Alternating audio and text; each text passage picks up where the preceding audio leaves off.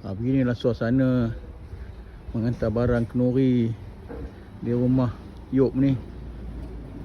Dua kereta ya. Tu lagi satu. Dia rumah perak. Menarik, memang cantik lah rumah dia. Memang sesuai untuk family. Tengok rumah ni macam rumah kutai ni.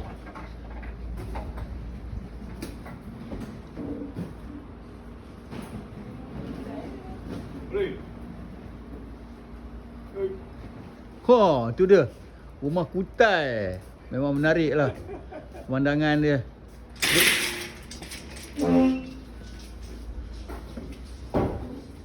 Ni rumah kutai. Tu dia nampak bahagian dalam dia. Bahagian dalam. Tapi taklah hangat walaupun kipas tak buka. Dinding papan. Seram.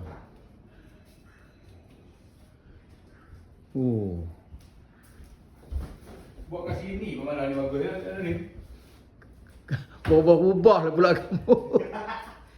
Pasal kau fikir mana satu. Tak apalah, rumah kamu lah.